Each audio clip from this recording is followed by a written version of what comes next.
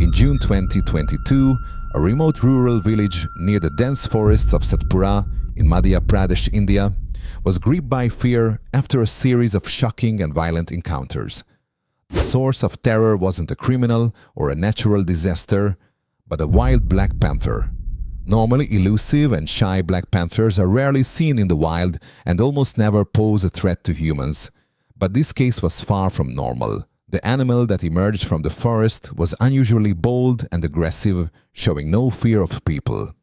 Residents who had lived peacefully near the forest for generations suddenly found themselves facing a predator that seemed to defy its natural instincts. What began as isolated sightings quickly escalated into a wave of attacks, sparking panic across the community. As wildlife experts and authorities struggled to, the terrifying reality of the black panther's presence became clear through a string of tragic incidents that unfolded within just a few days, each more chilling than the last. The first victim was 14-year-old Arjun Mehra. Like many children in the village, Arjun had the daily task of herding his family's goats near the forest's edge. When he failed to return home one evening, his family organized a search party. Hours later, his body was found deep in the underbrush, bearing the unmistakable signs of a large predator's attack, deep claw wounds, and a crushed neck. The community was horrified, but many hoped it was a one-off tragedy. Just 2 days later, another child disappeared. 11-year-old Ruhandas had been watching over a flock of ducks near a grassy clearing. When his friends returned home without him, panic set in. All that was found at the site were bloodstains and drag marks leading into the dense foliage, clear evidence that something had taken him. His body was never recovered. As fear began to spread, the families kept their children indoors, but it wasn't enough. 8-year-old Priya Nair was playing in her front yard with her little brother when the black panther struck, again this time in plain sight. Her brother screamed for help as the animal snatched her and vanished into the trees behind their home.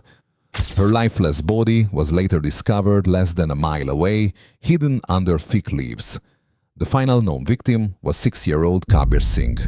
He had been playing outside while his neighbors sat chatting nearby. Despite the presence of several adults, the panther emerged from the shadows and snatched the boy in one swift movement. The neighbors could do nothing but watch in helpless horror as the animal disappeared with him into the forest. These heart-wrenching events shattered the village's sense of safety. It became painfully clear that this panther was not behaving like any wild animal they had encountered before. It was hunting with disturbing intent and without fear. The community's response to the deadly attacks was marked by fear, frustration, and a growing sense of abandonment. Despite the mounting number of victims, local authorities were slow to act. Their only measure was to place a single trap near the site of the last attack, a half-hearted effort that yielded no results. As days passed without any sign of the predator being caught, anger and anxiety spread throughout the village. With no real protection from the government, the villagers took matters into their own hands. Over 60 men formed a volunteer search party, combing through the dense forest with makeshift weapons and flashlights, determined to find the beast that had haunted their community. Their courage was driven by grief and desperation, not by training or resources.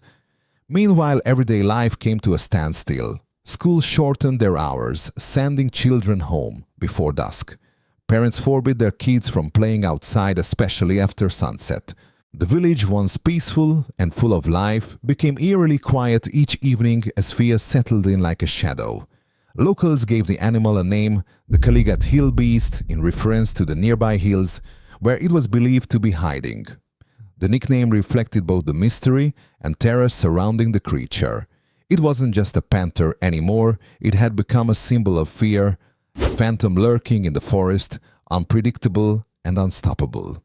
Beneath the horror of the attacks lies a deeper and more troubling reality, one that speaks to a growing crisis across many parts of India. The tragedy near the Satpura forests was not just the result of a rogue predator, it was a symptom of a larger conflict between humans and wildlife fueled by rapid environmental change.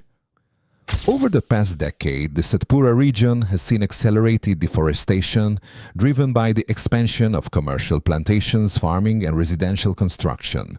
As trees were cleared and natural habitats destroyed, the wildlife that once thrived deep within the forest began to lose its home.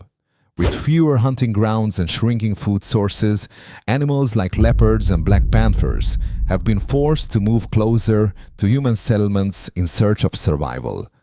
The black panther that terrorized the village was likely driven by desperation, its natural territory encroached upon by roads, buildings, and fences.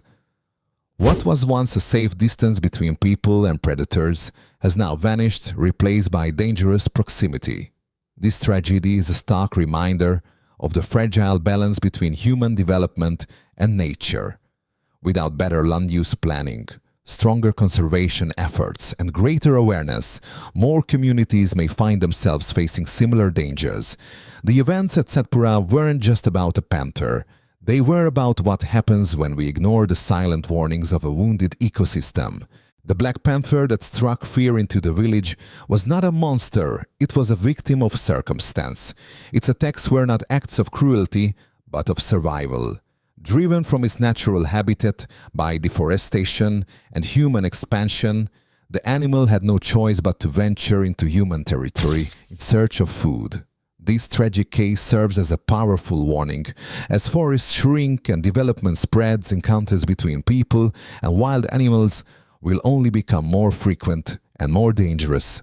Without serious efforts to protect natural habitats and implement sustainable land use policies, both wildlife and human communities will continue to suffer. Protecting nature is not just about saving animals. It's about preserving the delicate balance that sustains us all. In harming the environment, we ultimately put ourselves at risk.